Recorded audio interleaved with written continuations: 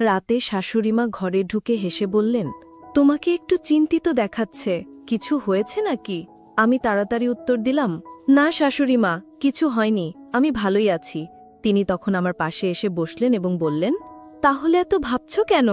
তারপর ধীরে ধীরে আমার মাথায় হাত বুলিয়ে বললেন, এভাবে মন খারাপ করো না। তার আন্তরিক ব্যবহার ধীরে ধীরে আমাকে স্বস্তি দিতে শুরু করল, যেন সব কিছু একটু চিন্তা হালকা হয়ে গেল। আমি কিছুক্ষণ চুপ করে থাকলাম। মনের মধ্যে এক অদ্ভুত প্রশান্তি ভর করেছিল। এক সন্ধ্যায় আমি ক্লান্ত শরীরে নিজের ঘরে শুয়ে বিশ্রাম নিচ্ছিলাম। চোখ বন্ধ করে শুয়েছিলাম, যেন সারা দিনের ক্লান্তি কাটানোর চেষ্টা করছিলাম। ঠিক সেই সময় শাশুড়িমা এসে আমার পাশে এসে বসে রইলেন।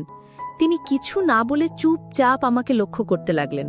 কিছুক্ষণ পর তিনি বিছানার চাদরটা নিয়ে আলতোভাবে আমার গায়ে দিলেন। তারপর ধীরে ধীরে আমার মাথায় হাত বুলাতে লাগলেন, যেন তার স্নেহময় স্পর্শে আমি স্বস্তি পাই এবং আরাম বোধ করি। তিনি আমার অনেক যত্ন নিতেন। আমি তাকে বারণ করতে চাইছিলাম। আমার কিছু বলার আগেই শাশুড়িমা হঠাৎ করে আমার ঠোঁটের সামনে আঙ্গুল রাখলেন। তিনি মৃদু কণ্ঠে বললেন, এই মুহূর্তে কিছু বলার প্রয়োজন নেই, বরং তোমার মাথায় একটু হাত বুলাতে দাও, এতে তোমার শরীরের ক্লান্তি কমে যাবে। আমার মনে তখনও কিছুটা অস্থিরতা ছিল। তিনি আবারও বললেন, অনেকদিন ধরেই কিছু বলার চেষ্টা করছিলাম, কিন্তু কখনো সাহস করে তোমাকে বলতে পারিনি। তারপর তিনি, হ্যালো বন্ধুরা, তোমাদের সকলকে আমাদের আজকের একটি রোমাঞ্চকর গল্পে স্বাগতম। আশা করছি গল্পটি তোমাদের ভালো লাগবে। গল্পটি শুরু হয় যখন আমি শহরে এসে শ্বশুর বাড়িতে থাকতে শুরু করি। আমার বয়স তখন 24 বছর। আমার মা বাবা অনেক কষ্ট করে আমাকে উচ্চ শিক্ষা দিয়েছিলেন। পরে আমি চাকরি পেয়ে শ্বশুরবাড়িতে চলে আসি। আমার বাড়িতে মা বাবা এবং স্ত্রী ছিলেন, তবে দুঃখজনকভাবে আমার স্ত্রী 1 বছর আগে একটি অসুস্থতার কারণে আমাদের ছেড়ে চলে যান। এর ফলে আমার শাশুড়িমা শহরে একাই থাকতেন, কারণ আমার শ্বশুর বিদেশে চাকরি করতেন। আমার শাশুড়িমা বাবাকে বলেছিলেন, কুনাল জামাইকে আমার কাছে পাঠিয়ে দাও, সে এখান থেকে নিজের দায়িত্ব পালন করতে পারবে। মা বাবা ভেবেছিলেন এটা আমার জন্য ভালো সিদ্ধান্ত হবে, কিন্তু তারা জানতেন না যে এর পেছনে অন্য কোনো উদ্দেশ্য লুকিয়ে আছে। আমি আমার মা বাবার কথা মতো শ্বশুরবাড়িতে থাকতে শুরু করলাম এবং সেখান থেকেই প্রতিদিন আমার কাজের জন্য বের হতাম। শাশুড়িমা প্রথম থেকেই আমার সাথে খুবই বন্ধুভাবাপন্ন আচরণ করতেন। তিনি প্রায়ই বলতেন, তোমার শ্বশুর বাইরে চলে যাওয়ার পর আমি একদম একা হয়ে গেছি। আমার একমাত্র মেয়ে, তোমার স্ত্রী চলে যাওয়ার পর আমার অনেক ইচ্ছাগুলো অপূর্ণ রয়ে গেছে। আমি প্রতিবারই শাশুড়ি মাকে শান্ত করতাম, বলতাম, আপনি চিন্তা করবেন না, বাবা শীঘ্রই ফিরে আসবেন। কাজ থেকে ফিরে আসার পর দেখতাম শাশুড়ি মা আমার জন্য সব সময় খাবার তৈরি করে রেখেছেন। তিনি আমার পাশে বসে ভালোবাসার সাথে নিজে হাতে আমাকে খাওয়াতেন। শাশুড়ি মায়ের এই যত্ন দেখে আমি খুব খুশি হতাম এবং ভাবতাম উনি আমাকে কতই না যত্ন করেন। দিনগুলো স্বাভাবিকভাবেই কাটছিল, তবে ধীরে ধীরে আমার শাশুড়ি মাঝে মাঝে রাতে আমার ঘরে এসে থাকতেন। তিনি কখনো কখনো আমার মাথায় হালকা করে হাত বুলিয়ে বিশ্রাম নিতে সাহায্য করতেন, যা আমাকে মাঝে মাঝে একটু বিভ্রান্ত বা অপ্রস্তুত করে দিত। শাশুড়ি মায়ের বয়স তখন মাত্র 38 বছর ছিল, কিন্তু তার স্নেহময় আচরণ সবসময় স্বাভাবিক ছিল। আমি রাতে প্রায়ই একটু দূরে থাকতে চেষ্টা করতাম, যাতে নিজেকে অস্বস্তি থেকে বাঁচাতে পারি। তাকে আমি অনেক সম্মান করতাম, কারণ তিনি আমার বউয়ের মা, মানে আমারও মা। আমি একজন সাধারণ মানুষ, আমারও আবেগ ছিল। যখন শাশুড়ি মা আমার প্রতি যত্নশীল হতেন, মাঝে মাঝে ভেতরে একটা ভিন্ন অনুভূতি হতো। তবে আমি সব সময় নিজেকে সংযত রাখতাম, কারণ সম্পর্কের মধ্যে থাকা সীমাবদ্ধতাগুলো আমি সব সময় শ্রদ্ধার সঙ্গে মেনে চলতাম এবং তা কখনোই লঙ্ঘন করতে চাইনি। শাশুড়ি মায়ের বাড়ি ছিল বেশ বড়, কিন্তু তার জীবনের একটি শূন্যতা আমাকেও কষ্ট দিত। তিনি সব কিছু থাকা সত্ত্বেও তার স্বামী প্রায়ই দূরে থাকতেন। শাশুড়ি মায়ের এই একাকিত্ব আমাকে ভাবাত। যদিও আমাদের বাড়ির অবস্থা এত ভালো ছিল না, তবুও তার প্রতি আমার মমতাও কম ছিল না। শাশুড়ি মায়ের বিয়ের 1 বছর পর তাদের এক কন্যা সন্তান হয়েছিল। যখন সেই মেয়ে 18 বছর বয়সে পৌঁছেছিল, তখন তার সাথে বিয়ে হয়, কিন্তু বিয়ের 1 বছরের মধ্যেই সে অসুস্থতার কারণে আমাদের ছেড়ে চলে যান। এর ফলে আমার শাশুড়িমার আর কোনো সন্তান ছিল না। আমি সবসময় ভাবতাম শাশুড়ি মা হয়তো আমাকে তার সন্তানের মতোই ভালোবাসেন, কিন্তু হয়তো সেটি আমার ভুল ধারণা ছিল।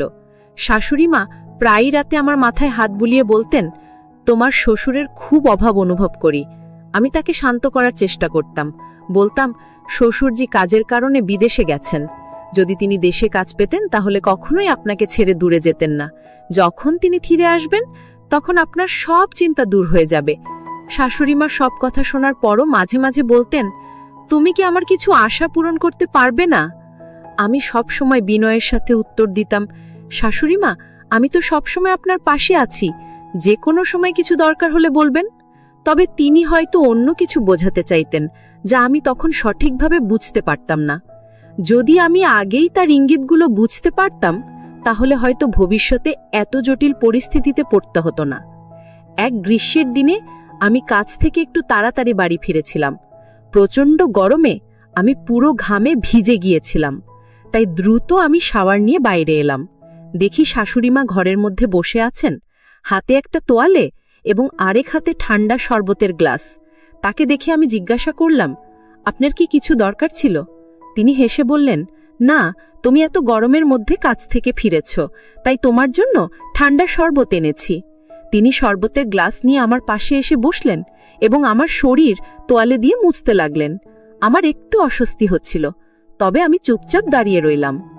শাশুড়িমা আমাকে দেখে হেসে বললেন, তোমার শরীর বেশ সুঠিত, তুমি কি জিম করো? আমি হালকা হাসি দিয়ে বললাম, না শাশুড়িমা, ছোটবেলা থেকেই এমনই আছি। তিনি আরও মজা করে বললেন, সুস্বাস্থ্যের প্রতি আমার বরাবরই একটা দুর্বলতা আছে। তার এই কথা শুনে আমি হাসির সাথে বিশ্বাসটা উড়িয়ে দিলাম। আমার শাশুড়িমা দেখতে খুবই সুন্দর ছিলেন, তার রূপ যে কাউকে মুগ্ধ করতে পারত। কিন্তু যখনই তিনি আমার সামনে আসত আমি সব সময় নিজেকে দূরে রাখার চেষ্টা করতাম। তাই তাড়াতাড়ি শরবতের গ্লাস নিয়ে তাকে বললাম, আচ্ছা আমি নিজে মুছব, আপনি চিন্তা করবেন না, আমি নিজেই কাজটা করে নিতে পারবো। তুমি তো এমনিতেই সারাদিন ঘরের এত কাজ করো। এটা শুনে সে হাসতে হাসতে বলল, এটা তো আমার কর্তব্য। আর এই বলে সে ঘর থেকে বেরিয়ে গেল। সে বেরিয়ে যেতেই আমি গভীরভাবে নিঃশ্বাস ফেললাম। আমি তাড়াতাড়ি উঠে তৈরি হয়ে নিচে লাঞ্চ করতে চলে গেলাম। ডাইনিং টেবিলে খেতে বসেছিলাম, তখন শাশুড়িমা এসে পাশে বসলেন এবং স্নেহের সাথে আমার হাত ধরে খাবার খাইয়ে দিতে চাইলেন। আমি বিনয়ের সাথে বললাম, আমি নিজেই খেতে পারবো, কিন্তু তিনি শোনেননি, বরং নিজের যত্নের মাধ্যমে আমার পাশে ছিলেন। যখন তিনি আমার হাত ধরেছিলেন তখন কিছুটা অস্বস্তি অনুভব করছিলাম, তবে নিজেকে শান্ত রাখলাম। তার এই যত্নশীল আচরণে আমার মনে এক ধরনের স্নেহ তৈরি হলো, কিন্তু নিজেকে বোঝালাম এভাবে না ভাবাই ভালো। এরপর শাশুড়ি মাকে বললাম, আমার পেট ভরে গেছে, এবং দ্রুত উঠে নিজের ঘরে চলে গেলাম। আমার এই আচরণে হয়তো শাশুড়িমা একটু অপ্রসন্ন হলেন, কারণ রাতের বেলা তিনি আমার ঘরে এসে জানতে চাইলেন, তুমি ঠিক আছো তো? তুমি কি আমার উপর রাগ করেছ? আমি বললাম, না না, এমন কোনো কথা নয় শাশুড়িমা। তারপর তিনি আমার পাশে এসে বসলেন এবং হাসি মুখে বললেন, তাহলে ব্যাপারটা কি? এই বলে তিনি আলতো করে আমার চুলগুলোকে স্নেহের সাথে হাত বোলাতে লাগলেন। তিনি আমার মাথায় আলতোভাবে হাত বুলিয়ে দিতে লাগলেন, যেন আমার সারাদিনের পরিশ্রমের ক্লান্তি একটু কমে। অফিস থেকে ফিরে এসে আমি সবসময় একটু ক্লান্ত থাকতাম। আমি চোখ বন্ধ করে শুয়েছিলাম, আর এটা দেখে শাশুড়িমা আস্তে করে বিছানার চাদরটা তুলে আমার গায়ে দিয়ে দিলেন আর বললেন, এসব ঠিক হয়ে যাবে, বেশি চিন্তা করো না। তিনি বুঝতে চেষ্টা করছিলেন আমার মানসিক অবস্থাটা, কিন্তু আমার মনের অস্থিরতা সহজে কমছিল না। আমি তাকে ঘুমাতে যেতে বললাম। তিনি হঠাৎই আমার ঠোঁটে আঙ্গুল রাখলেন এবং বললেন, তুমি কিছু বলো না, আমি তোমার মাথায় আলতোভাবে হাত বুলাতে চাই, এতে তোমার ক্লান্তি দূর হবে, বললেন তিনি। আমি কিছুটা অস্বস্তি বোধ করছিলাম। তিনি আরও বললেন, অনেকদিন ধরেই তোমার সাথে এভাবে কথা বলার ইচ্ছে ছিল, কিন্তু তুমি কখনোই আমার অনুভূতিগুলো বুঝতে চাওনি। ঠিক সেই সময় আমার ফোনের রিংটোন হঠাৎ জোরে বেজে উঠল, আর সেই শব্দে আমি হঠাৎ চমকে উঠে দ্রুত ফোন হাতে নিয়ে একপাশে সরে গেলাম। আমি লজ্জিতভাবে বললাম, আমাকে ক্ষমা করবেন, এ বলে ফোন হাতে নিয়ে দ্রুত ঘর থেকে বেরিয়ে গেলাম। শাশুড়িমা ঘরে বসেই আমাকে ডাকছিলেন, কিন্তু আমি তার কথার প্রতি কোনো প্রতিক্রিয়া না দেখিয়ে সরাসরি গার্ডেনের দিকে চলে এলাম। গার্ডেনে এসে আমি ভাবতে লাগলাম, যদি এই ফোন না বাজত তাহলে হয়তো আমি নিজেই বড় বিপদে পড়ে যেতাম। আমি সিদ্ধান্ত নিলাম যে এখন থেকে আমাকে শাশুড়ি মায়ের সাথে একটু দূরত্ব বজায় রাখতে হবে, এইটাই সবার জন্য ভালো হবে। এইসব ভাবতে ভাবতে আমি যখন ফোন তুললাম তখন আমার পুরনো বন্ধু রমেশের কণ্ঠস্বর শুনতে পেলাম। সে আমাকে বলল, কুনাল, আমি তোমার কোম্পানিতেই কাজ শুরু করেছি, এবার আমরা একসাথে কাজ করতে পারবো। রমেশ আমার শৈশবের বন্ধু, যে আমার গ্রামের পাশের বাড়িতেই থাকত। আমি তাকে আগেই বলেছিলাম যে আমি শহরে এসে একটা কোম্পানিতে কাজ করছি, আর আজ সে নিজেও সেই একই কোম্পানিতে যোগ দিয়েছে।